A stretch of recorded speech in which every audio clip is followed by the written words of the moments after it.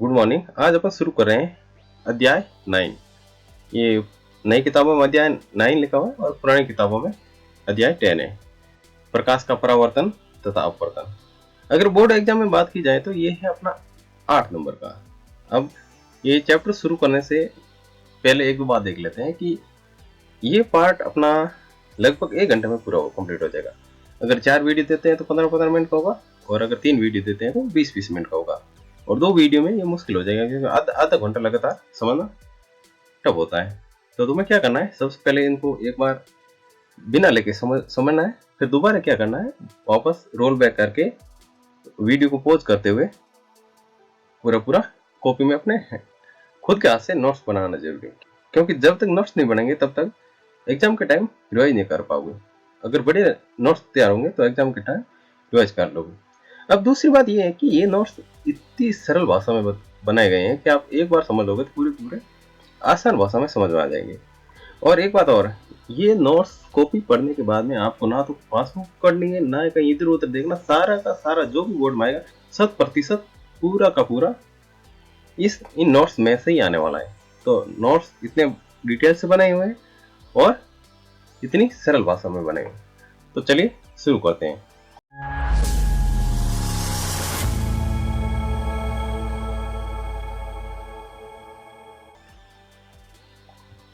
पहला है द्वैतवाद तथा क्वांटम सिद्धांत। तो ये किसने दिया था, ये डी ब्रोगली ने दिया था। इस सिद्धांत के अनुसार प्रकाश कण तथा तरंग दोनों रूप में व्यवहार करता है, जिसे डी ब्रोगली का क्वांटम का सिद्धांत कहते हैं। तो ये परिभाषा हुई द्वैतवाद तथा क्वांटम सिद्धांत की। अब देखते हैं इसके बाद में प्रकाश के गुणधर्म। तो प्रकाश के 2 गुणधर्म है। पहला है प्रकाश कण तथा तरंग दोनों रूप में व्यवहार करता है। सेकेंड है प्रकाश सदैव सरल रेखा में गमन करता है। तो जो प्रकाश किरण होती है ना, वो आपके पहले है कि प्रकाश किरण तरंग तथा कण के रूप में व्यवहार करती है। सेकेंड है प्रकाश सदैव प्रकाश किरण वो सीधी सरल रेखा में गमन करती है। तो ये प्रकाश के 2 गुणधर्म है, इंपॉर्टेंट है और इजी भी है। उसके बाद में ये अपना ये चीज आई कि प्रकाश की किरण क्या है। तो अब देखते हैं कि प्रकाश की किरण के बारे में।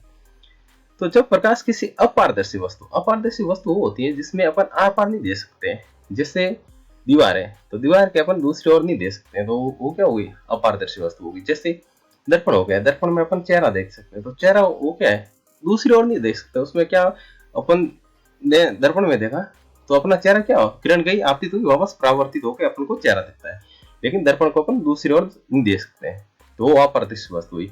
तो ये प्रकाश की किरण क्या है, जब प्रकाश किसी अपारदर्शी वस्तु पर आपतित होता है, आपतित होने का मतलब उस पर गिरता है, तो उस वस्तु की तीक्ष्ण छाया बनती है। प्रकाश सरल रेखा के पथ की ओर इंगित करता है, जिसे प्रकाश की किरण कहते हैं। तो ये प्रकाश की किरण की परिभाषा हुई।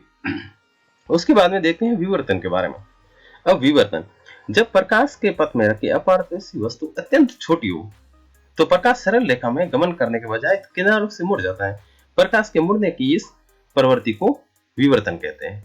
तो ये विवर्तन की परिभाषा हो गई कि जब प्रकाश के पथ यानी उसके मार्ग में रखी वस्तु अपारदर्शी वस्तु अत्यंत छोटी हो तो प्रकाश क्या होता है, एक सरल रेखा में गमन करने के बजाय उनके किनारों से प्रकाश अपने किनारे से मुड़ जाता है, उसे ही विवर्तन कहते हैं। अब देखो सबसे इंपॉर्टेंट अब काम आई है, क्योंकि प्रकाश का परावर्तन, इसके नियम फिक्स है कि हर 2-3 साल में इनसे क्वेश्चन बनता ही बनता प्रकाश के परावर्तन। तो देखो प्रकाश का परावर्तन क्या होता है, जब प्रकाश की किरण एक माध्यम से दूसरे माध्यम में प्रवेश करती है तो किरण दूसरे माध्यम की सतह से टकराकर वापस उसी माध्यम में निश्चित दिशा में लौट जाती है, जिसे प्रकाश का परावर्तन कहते हैं। तो देखो डायग्राम के थ्रू समझो। देखो प्रकाश की किरण एक माध्यम से आई, अब दूसरे माध्यम में प्रवेश नहीं किया, सीधा दूसरे माध्यम में प्रवेश करने से पहले क्या हुई, परावर्तित हो गई। तो इसे ही अपन क्या कहेंगे, प्रकाश का परावर्तन। जब प्रकाश की किरण एक माध्यम से दूसरे माध्यम में प्रवेश करती है तो किरण दूसरे माध्यम की सतह से टकराकर वापस उसी माध्यम में, पहले माध्यम ही निश्चित दिशा में लौट जाती है, जिसे प्रकाश का परावर्तन कहते हैं। इसमें एक चीज और देखोगे आप कि इसमें जो कोण आई है वो कोण आर के सदैव बराबर होगा। मतलब कोण आई क्या हो गया, आपतित किरण का कोण आपतन कोण हो गया, और कोण आर क्या हो गई, परावर्तित किरण का कोण परावर्तन कोण हो गया। तो अब इसके नियम देखते हैं, किसमें, परावर्तन के नियम। तो प्रकाश के परावर्तन के नियम, ये 2 नियम है और इंपॉर्टेंट है।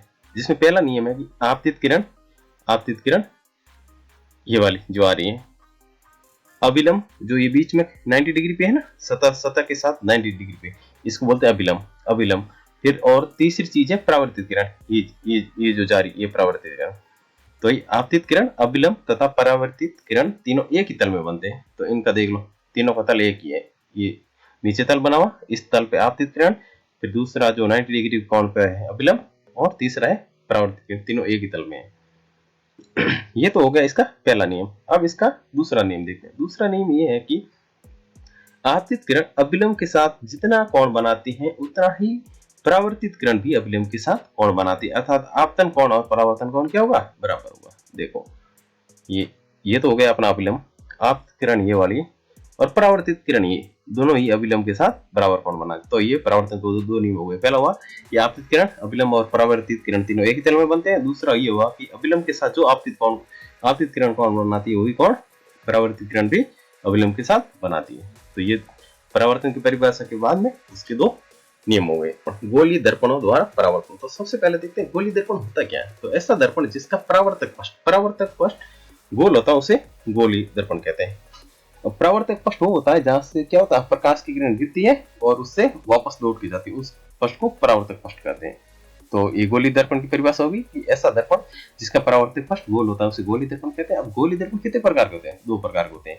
गोलीय दर्पण में पहला दर्पण होता है अवतल दर्पण और दूसरा होता है उत्तल दर्पण। तो यहाँ से इंपॉर्टेंट चीज शुरू हो जाती है। फिक्स है कि गोलीय दर्पण या गोलीय लेंस से एक क्वेश्चन हर बार आता ही आता है, क्योंकि ये चैप्टर 8 मार्क्स का है। वो बोर्ड में 80 में से 8 नंबर लगभग 10% कवर कर रहा है। तो गोलीय दर्पण में पहला देखते हैं अवतल दर्पण। देखो अवतल दर्पण ऐसा दर्पण जिसका परावर्तक पृष्ठ अंदर की ओर मुड़ा हो, मुड़ा होने को मतलब अपन वक्रित भी कहते हैं, उसे अवतल दर्पण कहते हैं। अब परावर्तक पृष्ठ कौन सा होता है, जिस पर पॉलिश नहीं की हुई है। देखो इस दर्पण के बाहर की ओर तो पॉलिश की हुई है, अब अंदर की ओर पॉलिश नहीं की हुई है। पॉलिश नहीं की हुई तो जैसे लेफ्ट से इस पर किरण आएगी तो क्या कहां से वापस इस ओर चली जाएगी, जबकि वो जब पॉलिश की हुई उस पर प्रकाश की किरण गिरेगी तो वापस नहीं जा पाएगी। तो इसका अब क्या हुआ, अवतल दर्पण की परिभाषा ऐसा दर्पण जिसका परावर्तक पृष्ठ अंदर की ओर मुड़ा हो या वक्रित हो उसे अवतल दर्पण कहते हैं। ये अवतल दर्पण का डायग्राम हो गया। अब इसके बाद उत्तल दर्पण देखते हैं। अब देखो अवतल दर्पण का परावर्तक पृष्ठ अंदर की ओर हो गया तो उत्तल दर्पण का बाहर की ओर होना ही है। देखो उत्तल दर्पण ऐसा दर्पण जिसका परावर्तक पृष्ठ बाहर की ओर मुड़ा हो या वक्रित हो, दोनों एक बात है, चाहे मुड़ा हो लिखो चाहे वक्रित हो, दोनों एक चीज होती है। तो ऐसा दर्पण जिसका परावर्तक पृष्ठ बाहर की ओर मुड़ा हो या वक्रित हो उसे उत्तल दर्पण कहते हैं। अब देखो ये वाला डायग्राम, इसमें अंदर से तो इसकी पॉलिश है और ये बाहर की ओर है जो कि वक्रित है या मुड़ा हुआ। अब जो भी तरंगे या किरणें आएगी इस पर गिरेगी। तो ये हो गया उत्तल दर्पण का डायग्राम। तो अब इसमें अंतर देखो, अवतल में तो परावर्तक पृष्ठ अंदर की ओर वक्रित है या मुड़ी हुई है, और उत्तल में है परावर्तक पृष्ठ ये बाहर की ओर मुड़ी हुई या वक्रित। अब ये होने के बाद अपन देखते हैं कुछ इंपोर्टेंट परिभाषाएं जो इसमें दर्पण में काम आने वाली है, जो यूज करेंगे अपन। जैसे वक्रता केंद्र हो गया, ध्रुव हो गया, फोकस दूरी हो गई, फोकस बिंदु हो गई। तो सभी ढंग से समझना जरूरी है, नहीं तो फिर सारी की सारी मिक्स हो जाएगी। तो सबसे पहले देखते हैं वक्रता केंद्र। तो वक्रता केंद्र को अपन कैसे लिखेंगे, सी से। अब इसकी परिभाषा देखो, गोलीय दर्पण को एक गोले का भाग माना गया। तो ये गोलीय दर्पण पढ़ रहे हैं, गोलीय दर्पण को एक गोले का भाग माना गया। अब जो गोले का केंद्र होगा वही वक्रता केंद्र कहलाता है। तो गोलीय केंद्र को एक गोले का भाग माना गया और जिसका केंद्र ही वक्रता केंद्र कहलाता है। तो अपना दर्पण तो कहां से हो गया, जो पूरी मतलब सीधी लाइन से लिखा हुआ ये तो दर्पण हो गया। और इसके बाद जो डॉटेड लाइन से दर्शाया गया है वो इस गोले को दर्शाने के लिए। तो जो इसका केंद्र होगा वही अपना वक्रता केंद्र होगा। उसके बाद पढ़ते हैं ध्रुव। तो दर्पण के परावर्तक पृष्ठ पर इस मध्य बिंदु को ध्रुव कहा जाता है। तो दर्पण के ये परावर्तक पृष्ठ होगी, परावर्तक पृष्ठ मतलब जहां से किरण आएगी और वापस आएगी। तो इसके जो बीच का बिंदु होगा उसे अपन ध्रुव पी कहते हैं और ध्रुव को पी से दर्शाया जाता है। अब इसके बाद में अब पढ़ते हैं अपन वक्रता त्रिज्या। तो दर्पण के वक्रता केंद्र सी अभी देख लें, जो कि ये देखा था कि गोलीय दर्पण एक गोले का भाग होता है और इसका केंद्र वक्रता केंद्र कहलाता है। तो दर्पण के वक्रता केंद्र सी तथा ध्रुव पी के बीच की दूरी, ध्रुव ये हो गया जो दर्पण का गोलीय दर्पण का मध्य बिंदु होता है, वो हो गया अपना ध्रुव पी। और वक्रता केंद्र जो बीच की दूरी होगी वो क्या कहलाएगी, वक्रता त्रिज्या आर कहलाती है। और वक्रता त्रिज्या को कैपिटल आर से दर्शाते हैं। अब देखो वक्रता त्रिज्या होने के बाद में आगे देखते हैं मुख्य अक्ष। तो दर्पण के परावर्तक पृष्ठ से गुजरने वाली सीधी काल्पनिक रेखा को मुख्य अक्ष कहते हैं। तो ये दर्पण हो गया।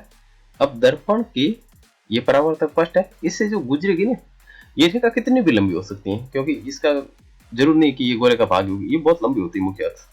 तो ये एक सीधी काल्पनिक रेखा है, उसे अपन मुख्य अक्ष कहेंगे। मुख्य अक्ष को दर्शाने के लिए ऐसा कोई आर पी क्यू नहीं है, ये मुख्य अक्ष वो लंबी रेखा होती है जो कि इसके दर्पण के बीच बीच से गुजरेगी। अब इसके बाद में परिभाषा देखते हैं फोकस बिंदु।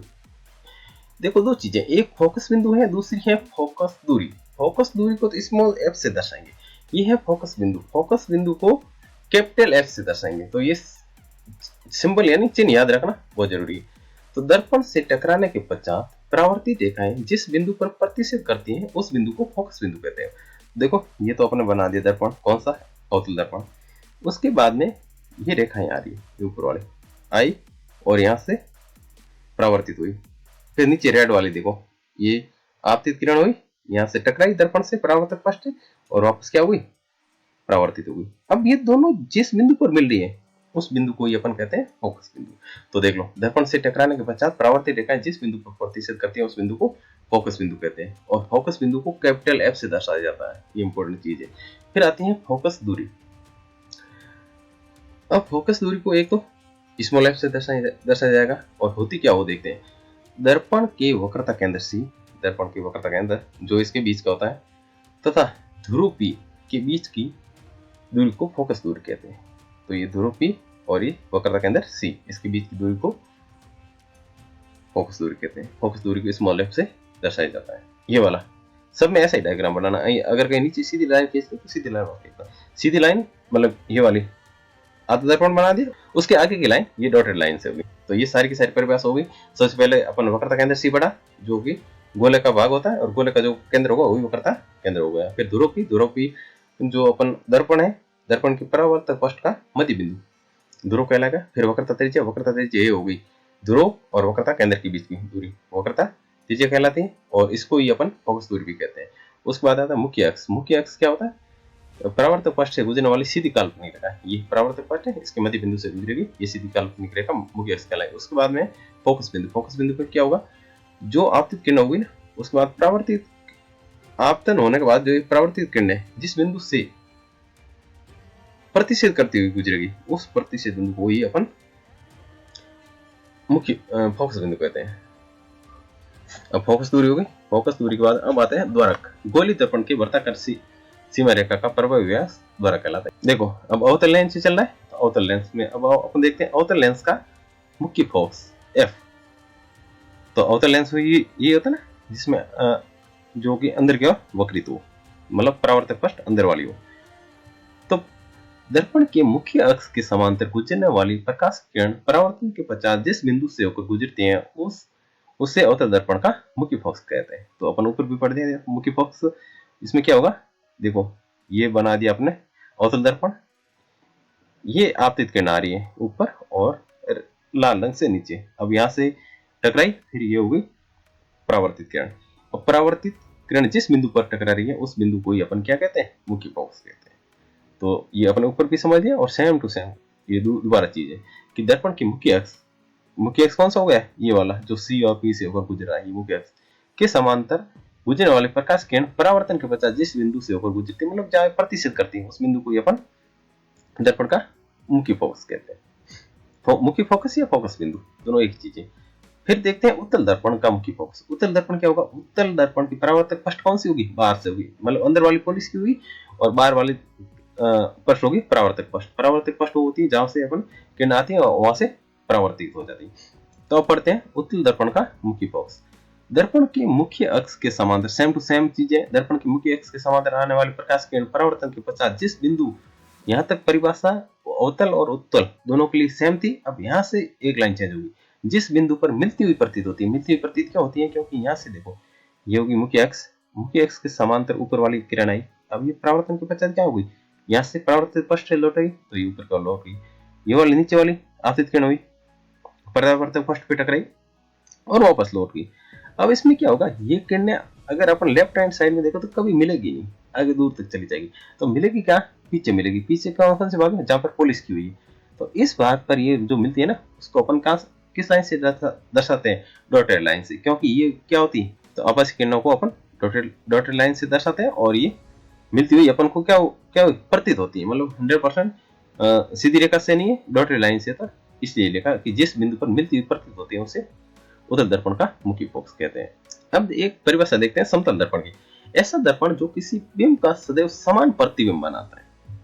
मतलब बिंब का मतलब यह होता है वस्तु से। एक बात याद रख लेना, ये बिंब अपने काफी बार आगे काम आएगा। तो बिंब का मतलब होता है एक वस्तु से। तो ऐसा दर्पण जो किसी बिंब यानी किसी वस्तु का सदैव समान प्रतिबिंब बनाता है तथा जितना बिंब दर्पण के आगे रखा जाता है उतना ही प्रतिबिंब दर्पण के पीछे बनता है तथा प्रतिबिंब सदैव आभासी व सीधा बनता है, उससे समतल दर्पण कहते हैं। तो ये समतल दर्पण की परिभाषा है। अब एक चीज इंपॉर्टेंट चीज और आई है कि वक्रता त्रिज्या तथा फोकस दूरी f में संबंध। फोकस दूरी क्या, स्मॉल f से दर्शाते वाली, तो इसमें संबंध ये होता है कि f बराबर r/2। r क्या है, वक्रता त्रिज्या, या f है स्मॉल f है फोकस दूरी। तो इसमें संबंध ये होता है कि फोकस दूरी हमेशा f वक्रता त्रिज्या जितनी भी है उसकी आधी होती है। अब देखो दर्पण तो दो देख ली, अवतल दर्पण और उत्तल दर्पण, लेकिन इनका उपयोग कहाँ होता है। तो अवतल दर्पण के चार उपयोग है, चारों में से देखते हैं, स्टार्ट करते हैं। सबसे पहला है अवतल दर्पण का उपयोग सामान्य टॉर्च, सर्च लाइट तथा वाहनों की अग्रदिकों मतलब जहाँ वाहनों की लाइट होती है ना, जैसे गाड़ियां हो गई, तो उनमें प्रकाश का पुंज प्राप्त करने के लिए उपयोग किया जाता है। पहले उपयोग ये हो गया। सेकंड उपयोग है चेहरे का बड़ा प्रतिबिंब देखने के लिए सेविंग दर्पणों के रूप में भी अवतल दर्पण का उपयोग किया जाता है। तीसरा इसका उपयोग है दंत विशेषज्ञ अवतल दर्पण का उपयोग दांतों का बड़ा प्रतिबिंब देखने के लिए भी करते हैं। और चौथा है इसका सौर भट्टियों में सूर्य के प्रकाश को एक जगह केंद्रित करने के लिए यानी फोकसित करने के लिए भी अवतल दर्पण का उपयोग किया जाता है। तो इसके चार उपयोग हो गए। उसके बाद देखते हैं उत्तल दर्पण का उपयोग। ये इंपॉर्टेंट चीज है, कई बार एमसीक्यू में पूछ लिया जाता है। एमसीक्यू चार होता है ना वो शब्द वाला, उसमें पूछ लिया जाता है कि वाहनों के पीछे के दर्शी देखने के लिए किस दर्पण का उपयोग किया जाता है, तो वो उस दर्पण का नाम है उत्तल दर्पण। तो उत्तल दर्पण का एक ही उपयोग है और इम्पोर्टेंट याद रखना कि उत्तल दर्पण का उपयोग सामान्यतः वाहनों के मतलब पीछे के दर्शी को देखने के लिए किया जाता है। जैसे पीछे कौन सा वाहन आ रहा है या आ रहा नहीं आ रहा है, ये देखने के लिए अपन वाहनों में कौन से दर्पण का उपयोग करते हैं, जो दर्पण होता है उत्तल दर्पण ही होता है। और उत्तल दर्पण बीच में से देखना हमेशा कि उभरा हुआ होता है थोड़ा सा। अब देखो अवतल दर्पणों द्वारा प्रतिबिंब निर्माण। तो सबसे इंपॉर्टेंट चीज अब आई है, फिक्स है, या तो दर्पणों का आएगा या लेंस का आएगा। ये क्वेश्चन 3 नंबर का आता है कि प्रतिबिंब निर्माण कैसे किया जाता है। तो अब शुरू करते हैं अवतल दर्पणों द्वारा प्रतिबिंब निर्माण। ये शुरू करने से पहले एक चीज बता देते हैं कि ये चीजें 6 के सेट डायग्राम एक पेज पे भी बन सकते हैं, लेकिन मैंने क्या किया 6 के सेट डायग्राम 6 पेज पे बनाए ताकि आराम से समझ सकें। इसमें समझना बहुत जरूरी है, रटी हुई चीज याद नहीं रहेगी क्योंकि सारी चीजें मिक्स हो जाएगी। लेकिन अगर एक बार भी समझ लिया तो इसको हमेशा के लिए भूलोगे नहीं, याद हो जाएगा। तो अगर एक बार हमें समझ नहीं आया तो वीडियो वापस रोल बैक करके दूसरी बार देखा, दूसरी बार नहीं आया तीसरी बार देखना, लेकिन 100% समझ आएगा। समझ आने के बाद में क्या होगा, 6 के 6 पेज कभी भी इसको दोबारा नहीं देखने पड़ेंगे। तो देखते हैं, शुरू करते हैं। अब शुरू करने से पहले एक चीज और बता देते हैं कि तुम्हें सबसे पहले क्या करना है। सबसे पहले ये जैसे अपन किससे प्रतिबिंब बना रहे, अवतल दर्पण, तो अवतल दर्पण का सबसे पहले फोटो बना देना। अवतल दर्पण कैसे बनता है, ये गोल बनाया, इसके अवतल दर्पण का परावर्तक पृष्ठ कौन सा होता है, अंदर होता है। तो अंदर अपन को पॉलिश नहीं करनी और बाहर की ओर ये पॉलिश करते नहीं। ये टिक टिक लाइन दर्शा रही, इसका मतलब होता है बाहर की ओर पॉलिश की हुई है। बाहर की ओर पॉलिश कर दी, उसके बाद में ये मुख्य अक्ष खींच देना है, मुख्य अक्ष, ये वाला मुख्य अक्ष खींच दिया। तो और तीसरा इस पे नाम दे देना है, ध्रुवी हो गया। उसके बाद में ये फोकस बिंदु F हो गया और एक वक्रता केंद्र। 3 चीजें हमेशा लिख देनी। कौन सा, सबसे पहले अवतल दर्पण बना दिया, फिर मुख्य अक्ष बना दिया और फिर ये इसके नाम दे दी। तो 3 चीजें, कोई भी कंडीशन आए, इसमें 6 केस बनेंगे, 6 केसों में भी 3 चीजें तुम्हें कर देनी, सेम टू सेम रहेगी, मतलब आधा डायग्राम बन गया। अब उसके बाद में जो कंडीशन दी गई है उसको, अब वो कंडीशन देगा वो क्वेश्चन वाला देगा कि अवतल दर्पण का यूज करते हुए केस फर्स्ट, जब वस्तु मतलब बिंब होता है, ठीक है, ये चीजें पहले भी बताई कि बिंब का मतलब वस्तु ही होती है। जब बिंब अनंत पर हो तो क्या करना है, सबसे पहले ये अपना मुख्य अक्ष बना लेता। तो अनंत पर ये वस्तु है, तो अनंत से अपन आपतित किरण ला रहे हैं, आपतित किरण इस यहाँ से टकराई और कहां से गुजरेगी, फोकस से गुजरेगी। अब दूसरी देखो, आपतित किरण कहां से आ रही है, यहाँ से, ये भी परावर्तक पृष्ठ से टकराई और कहां से गुजरेगी, फोकस से। तो ये याद रखना है कि जब वस्तु बिंब यानी वस्तु अनंत पर होगी तो क्या होगी, मुख्य अक्ष के समांतर 2 किरण आएगी आपतित किरण और वापस टकरा के कहां से गुजरेगी, फोकस बिंदु से। अब देखो, अब इसमें 3 केसेस बनेंगे। पहला पूछेगा प्रतिबिंब स्थिति क्या होगी, दूसरा पूछेगा प्रतिबिंब की साइज क्या होगी, मतलब साइज मतलब आकार, और तीसरा पूछेगा प्रतिबिंब प्रकृति क्या होगी। तो ये एक एक नंबर का, पहला नंबर, दूसरा नंबर और तीसरा नंबर। और ये कब लिख पाओगे, जब तुम्हें डायग्राम बनाना आएगा। और डायग्राम बनाने के लिए क्या करना, सबसे पहले ये दर्पण बना दिया, फिर ये मुख्य अक्ष बना दिया, इसके नाम दे दिए ध्रुव P, फोकस बिंदु F और वक्रता केंद्र C, ये दे दिया। और उसके बाद में अब देखो प्रतिबिंब कहाँ बना अपना, प्रतिबिंब बना मुख्य फोकस पर। देखो यहाँ से आपतित किरण आई, नीचे से भी आपतित किरण आई, दोनों आई। यहाँ से किस बिंदु पर प्रतिष्ठित की, तो ये की अपना फोकस बिंदु F पर। तो फोकस बिंदु F पर अपना प्रतिबिंब है। अब प्रतिबिंब साइज क्या है, देखो वस्तु तो अनंत पे है, बहुत बड़ी, अनंत कितना, अनंत जितना सोच सकते हो सोच लो, 100 किलोमीटर, 500, 1000, 10,000 किलोमीटर सोच है, उससे भी आगे होता है ना, अनंत की कोई सीमा नहीं होती। तो उस पर रखी वस्तु तो काफी बड़ी है। लेकिन प्रतिबिंब का जो बना ना बिंदु F पर, सिर्फ एक बिंदु साइज का बना, तो क्या प्रतिबिंब के आकार क्या हो गया, अत्यधिक छोटा मतलब बिंदु आकार का। अब प्रतिबिंब की प्रकृति देखें, तो प्रकृति देखोगे तो प्रतिबिंब जो भी इस परावर्तक पृष्ठ की ओर बनेगा, मतलब पोलिस की साइड नहीं बनेगा, मतलब अपनी ओर बनेगा, जहां से वस्तु है इस साइड ही बना, तो सारा का सारा क्या होगा, वास्तविक होगा। अपने 6 केस में से 5 केसों में प्रतिबिंब वास्तविक होगा। तीसरा पॉइंट है ना, समय वास्तविक तथा उल्टा ही होगा। उल्टा क्यों बनेगा, क्योंकि वस्तु तो लेफ्ट से राइट की ओर आई है, जबकि प्रतिबिंब राइट से लेफ्ट की ओर बना है, तो इसकी ठीक उल्टा बना है और प्रतिबिंब वास्तविक बना। वास्तविक का मतलब होता है जो भी परावर्तक पृष्ठ के लेफ्ट ओर बन रहा है, सारे का सारा प्रतिबिंब वास्तविक होगा। आभासी क्या बनेगा, आभासी होगा इसकी राइट ओर बन रहा है, तो वो फिर आभासी होता है, लेकिन वो बनेगा नहीं। इसमें अपन 5 केस हो गए, सिर्फ 6 केस में वो समझा देंगे। तो पहला हो गया, क्या करना, सबसे पहले ये परावर्तक पृष्ठ बना दी, मुख्य अक्ष बना दी, और अनंत से आ रही, तो अनंत से दो आपतित किरण लिया है, और वापस कहां से गुजर रही परावर्तित किरण, मुख्य फोकस, ये हुआ। अब इसका दूसरा केस देखते हैं। दूसरा केस है जब वस्तु का मतलब बिंब अनंत व वक्रता केंद्र C के बीच हो। तो अनंत तो बहुत दूर है, और ये हो गया वक्रता केंद्र C। अब इसके बीच में वस्तु रखें, या फिर वो सेकंड केस इस रूप में भी प्रश्न वाला पूछ सकता है कि जब बिंब वक्रता केंद्र से परे, मतलब वक्रता केंद्र C से दूर हो या कुछ दूरी पर हो, तो अपन क्या करना है, सबसे पहले तो ही करना है, अवतल दर्पण बना दिया, उसके बाद में मुख्य अक्ष बना दिया, उसके बाद ध्रुव P जो कि इसके दर्पण के ठीक बीचों बीच होता है, उसके बाद फोकस बिंदु F, और उसके बाद में वक्रता केंद्र। ये तीन चीजें कर ली। उसके बाद में वस्तु बनाओ। वस्तु बनाती है वक्रता केंद्र C से परे। तो यहाँ पर अपने वस्तु BA बना दी, या AB, ऊपर से पढ़ो तो AB और नीचे से पढ़ो BA। अब वस्तु रख दी, वस्तु या बिंब एक बार। अब तुम्हें क्या करना है, याद नहीं करने वाली चीज ये है कि सबसे पहले जो वस्तु बनाई है ना, ए देख लो, ए, तो यहाँ से सीधी सीधी 90 डिग्री पे लाइन खींच दो, कहां पर, परावर्तक पृष्ठ तक। सब में 6 के 6 डायग्राम में देख लेना, पहली लाइन सेम। अब इसमें भी देख लो, ऊपर वाले में सीधी सीधी लाइन आ गई, पहली लाइन, तो इसमें भी सेम टू सेम सीधी लाइन आई, और कहां से गुजरेगी, फोकस बिंदु से गुजरेगी। ये ऊपर वाले में देख लो, कहां से गुजर रही है, सीधी लाइन आई, फोकस बिंदु। 6 डायग्राम है, सबों में सेम है, लाइन खींची और सीधी फोकस बिंदु से गुजार दी। दूसरी लाइन कहां से गुजरेगी, दूसरी लाइन वो गुजरेगी जो आपने वस्तु रखी है, वस्तु के जस्ट अगला बिंदु होगा, चाहे वक्रता केंद्र हो, चाहे फोकस बिंदु हो, चाहे ध्रुव हो, वहां से गुजार दो। तो अपने वस्तु के अगला बिंदु कौन सा है, वक्रता केंद्र है, क्योंकि फोकस बिंदु तो आगे रह गया, उससे आगे ध्रुव रह गया, तो सीधी सीधी कहां से गुजार दो, वक्रता केंद्र से गुजार दो।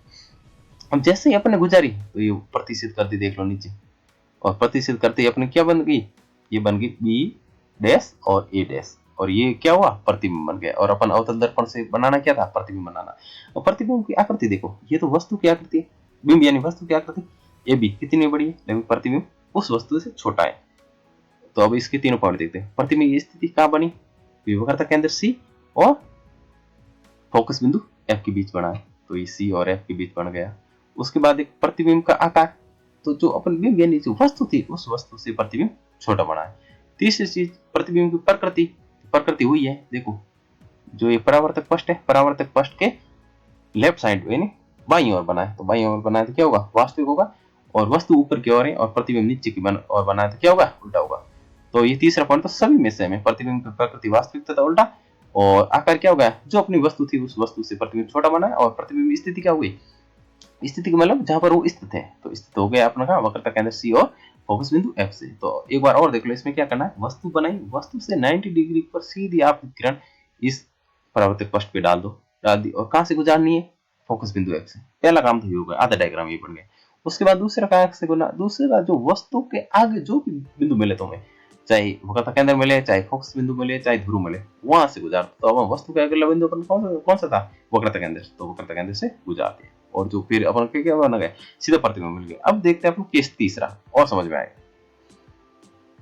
अब केस तीसरा है अपन, जब बिंब वक्रता केंद्र सी पर रखा हो। अब वक्रता केंद्र सी पर रखा हो तो बिंब यानी वस्तु, तो सबसे पहले क्या करना है, सबसे पहले अवतल दर्पण से अपन प्रतिबिंब निर्माण कर रहे हैं, तो सबसे पहले अवतल दर्पण की फोटो बना दी, ये अवतल दर्पण बना दिया। उसके बाद मुख्य अक्ष बना दिया, मुख्य अक्ष बनाने के बाद नाम दे दिया ये ध्रुव P और फोकस बिंदु है, और अब यहाँ रख दिया अपने, और ये वक्रता केंद्र सी। और ये कहना है कि बिंब यानी वक्रता वस्तु आपके वक्रता केंद्र पर ही रखनी है, तो वक्रता केंद्र पर अपने वस्तु रख दी वाले। तो पहला इसके 90 डिग्री पे सीधी एक किरण डाल दो, आपतित किरण डाल दो, और ये आपतित किरण कहाँ से परावर्तित होगी, फोकस बिंदु F से। तो ये तो सब में सेम टू सेम काम करना है। दूसरा काम क्या बताया था, दूसरा काम ये बताया था कि जैसे अपना वक्रता के अंदर जो वस्तु, अगर जो वस्तु रखे उस वस्तु से अगला बिंदु, तो ये वस्तु अपने रख दी वक्रता केंद्र पर, अगला बिंदु कौन सा आ रहा है, फोकस बिंदु। तो अब जो दूसरी किरण कहाँ से गुजरोगे, यहाँ इसके अगला बिंदु मान इस F से गुजरी, और यहाँ से वापस क्या होगी, किरण परावर्तित होगी, और परावर्तित होकर काम मिल रही है, देख लो बिंदु B डैश, और नीचे A नहीं है, A डैश, B डैश और A डैश यहाँ मिली। तो अब देखो प्रतिबिंब स्थिति मतलब कहाँ प्रतिबिंब बन रहा है, तो प्रतिबिंब भी अपना कहाँ बन रहा है, वक्रता केंद्र पर ही बन रहा है। दूसरा प्रतिबिंब का आकार, तो वस्तु के समान आकार की जितनी वस्तु है ए बी, उतना ही अपना प्रतिबिंब बी डैश और ए डैश बन रहा है, ये ए डैश है। उसके बाद में प्रतिबिंब की स्थिति, प्रतिबिंब मतलब ये परावर्तक पृष्ठ है, परावर्तक पृष्ठ के ये प्रतिबिंब बन रहा है लेफ्ट ओर, यानी परावर्तित पृष्ठ की ओर बन रहा है, बाईं ओर भी बन रहा है। तो ये वास्तविक हो गए। और देखो वस्तु ऊपर है और प्रतिबिंब नीचे बन रहा, तो ये क्या हो गया, वस्तु के ठीक उल्टा बन रहा है। तो अब इसमें भी क्या करो, इसने कहा है कि जब वक्रता केंद्र पर वस्तु रखो, वक्रता केंद्र पर वस्तु रख दी, सीधा सबसे पहले क्या करो, आपतित किरण दी 90 डिग्री पे और वक्रता केंद्र से गुजार दी। एक पहले का केस तो समय सेम किया आपने।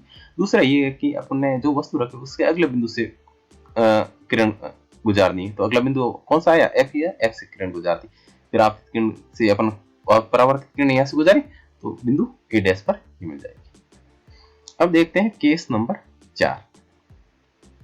अब केस चौथा कह रहा है, जब बिंब वक्रता केंद्र C व फोकस बिंदु F के बीच में हो। अवतल दर्पण से प्रतिबिंब का निर्माण कर रहे हैं, तो सबसे पहले अवतल दर्पण का फोटो बना दो, उसके बाद में मुख्य अक्ष बना दो, उसके बाद में ध्रुव P डाल दो, फोकस बिंदु F डाल दो, वक्रता केंद्र C डाल दो, ये डाल दिया। उसके बाद अब जो केस पूछ रहा उसको वो बनाओ, जब बिंब यानी वस्तु वक्रता केंद्र C व फोकस बिंदु F के बीच में हो। ये वक्रता केंद्र C हो गया, ये फोकस बिंदु F हो गया, इसके बीच में ये अपने डाल दी वस्तु A। तो सबसे पहले वही चीज करनी है, इसके जो वस्तु है इससे 90 डिग्री से सीधा ले लो आपतित किरण, और वो आपतित किरण परावर्तित कहाँ से करनी है, फोकस बिंदु F से, ये फोकस बिंदु F से, सब में सेम काम कर लिया।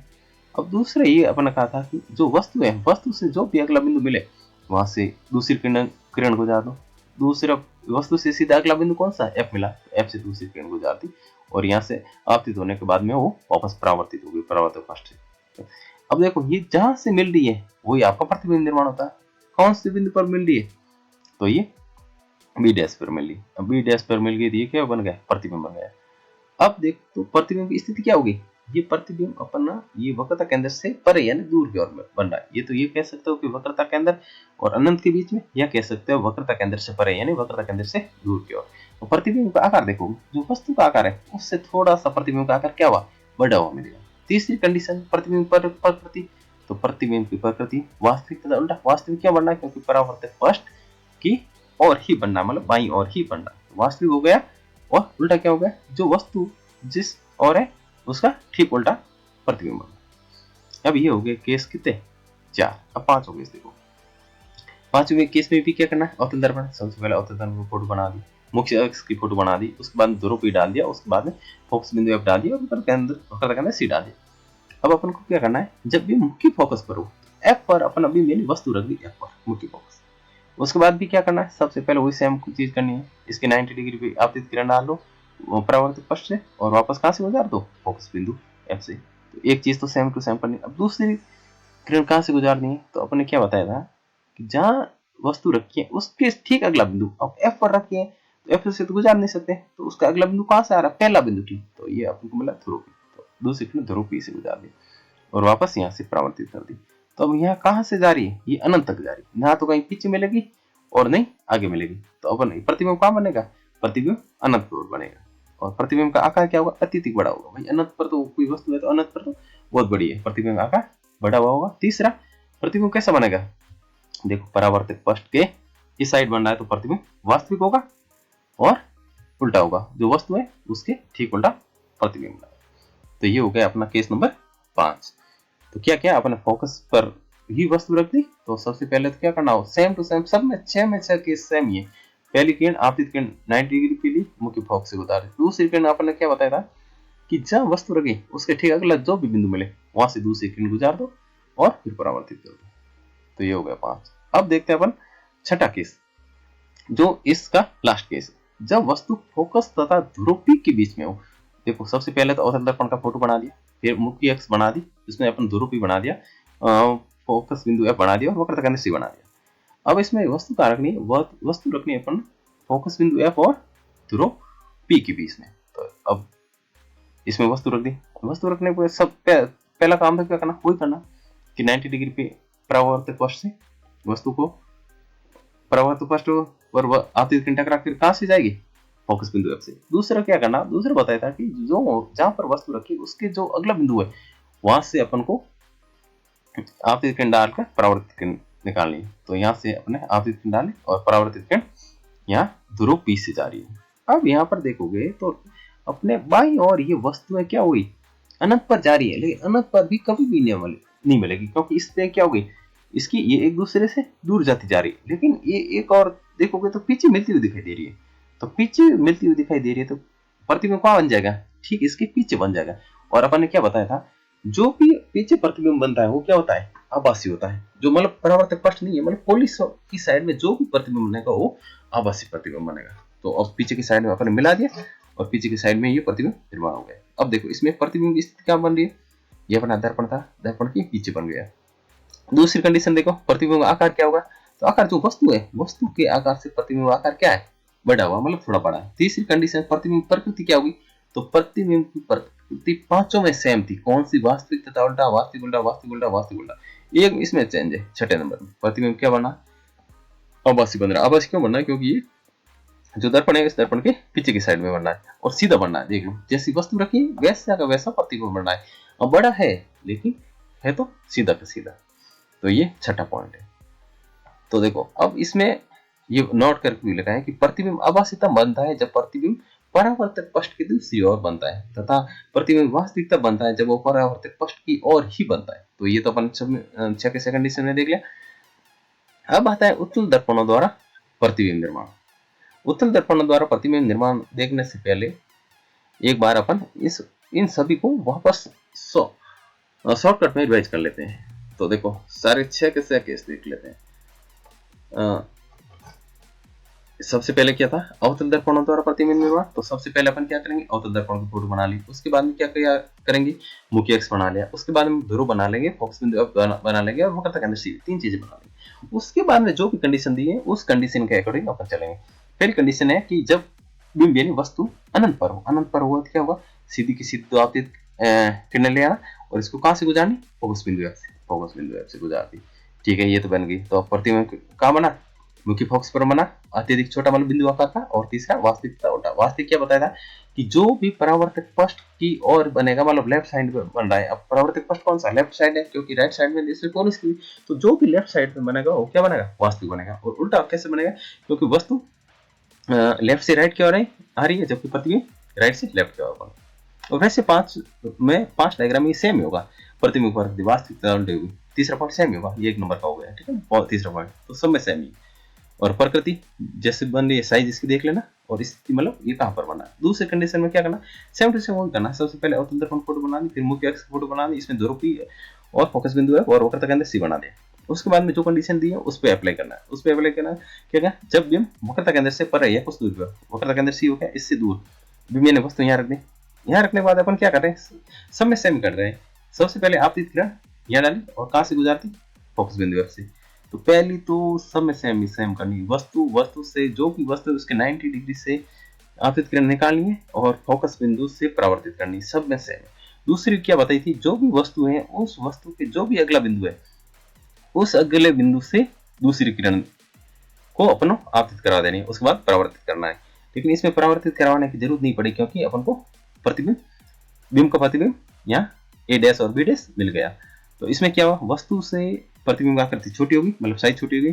पहली स्थिति क्या होगी, तो स्थिति वक्रता केंद्र सी और फोकस बिंदु एफ के बीच में हो गया। और इसकी तीसरा प्रतिबिंब प्रकृति वास्तविक और उल्टा सेम ही, क्योंकि वास्तविक इसलिए हो गया क्योंकि परावर्तित फर्स्ट की और ही बन रहा है और उल्टा मतलब वस्तु ऊपर की साइड और प्रतिबिंब नीचे की ओर बन रहा है। दूसरा होगा तीसरा केस। देखो तीसरा केस देखने से पहले एक काम तो सेम करना, सबसे पहले अवतल दर्पण बना दिया, मुख्य अक्ष बना दिया, दोनों की फोकस बिंदु और वक्रता केंद्र सी बना ले। उसके बाद में देखो अब कह रहे हैं कि बिंब यानी वस्तु वक्रता केंद्र सी पर रखनी, तो वक्रता केंद्र सी पर वस्तु को रख ली। उसके बाद में क्या करना, सेम टू सेम पहला काम, ये आपतित किरण दी, आपतित किरण को परावर्तित किरण के रूप में फोकस बिंदु से गुजार दी। उसके बाद में जो दूसरी किरण आएगी उसको क्या करना है, जो भी वस्तु के अगला जो भी बिंदु दिखे, वो वस्तु के अगला अपन को बिंदु एफ दिखा तो एफ से गुजार दी और वहां से भी परावर्तित करवा दी। तो देखोगे तो प्रतिबिंब ए डैश बी डैश का बना, वक्रता केंद्र पर ही बना गया और सेम टू सेम साइज का बना। तो साइज सेम हो गई और स्थिति भी वक्रता केंद्र हो गया। और तीसरा प्रतिबिंब कैसा बना, वास्तविक तथा उल्टा। देख लो वक्रता केंद्र पर बना, बिंब के आकार यानी समान मतलब वस्तु के आकार का ही बना और वास्तविक तथा उल्टा। अब देखते हैं केस नंबर 4। केस नंबर 4 ये करा जब बिंब वक्रता केंद्र और फोकस बिंदु के बीच में हो। सबसे पहले तो वही करना है, अवतल दर्पण बना लिया, मुख्य अक्ष बना लिया, दोनों की फोकस बिंदु है और वक्रता केंद्र सी बना लिया। अब वक्रता केंद्र और फोकस बिंदु के बीच में अपन को क्या बनाना है, वस्तु रखनी। तो सबसे पहले तो वही करना है, ये आपतित किरण डाली और फोकस बिंदु से गुजार दी परावर्तित किरण के रूप में। फिर दूसरी किरण जो वस्तु के अगला बिंदु अपन को कौन सा आया, ये फोकस बिंदु। फोकस बिंदु के से अपन ने दूसरी आपतित किरण वो परावर्तक पृष्ठ पर डालकर वहां से परावर्तित करवा दी। तो अपन अब दूसरी बार अपना जो भी प्रतिबिंब बना है ए डैश बी डैश, जो जिस पॉइंट पर मिल रहा है वो प्रतिबिंब बना। एक तो है कि जो वस्तु है उससे बड़ा हुआ मिला, प्रतिबिंब से बड़ा बना। दूसरा कहां पर बनना है, वक्रता केंद्र से पर मतलब दूर की ओर, इस साइड बना, वक्रता केंद्र सी हो गया, सी से इस ओर बना। तीसरा प्रतिबिंब प्रकृति वास्तविक तल हो गया। अब केस नंबर 5 लेते। केस नंबर 5 जब बिंब मुख्य फोकस पर रखो, बिंब यानी वस्तु फोकस बिंदु पर रखी। तो पहला केस तो सेम करना, आपतित किरण 90 डिग्री पे परावर्तक पृष्ठ पर डाली और मुख्य फोकस से गुजार ली। दूसरा अब आपतित किरण, अब देखो वस्तु के अगला बिंदु कौन सा है, वस्तु का अगला बिंदु ध्रुव है, तो पी से पी पर डाले और परावर्तित कर दी। तो ये कहां पर मिल रही, अनंत की ओर जा रही है। तो प्रतिबिंब स्थिति अनंत पर बनेगा, प्रतिबिंब आकार क्या हो गया, अत्यधिक बड़ा होगा, अनंत पर होगा तो वस्तु की आकार बढ़ेगी और प्रतिबिंब प्रकृति क्या होगी, वास्तविकता उल्टा होगा, क्योंकि कहां जा रहा है, परावर्तक पृष्ठ की ओर ही जा रहा है, उस ओर ही बन रहा है।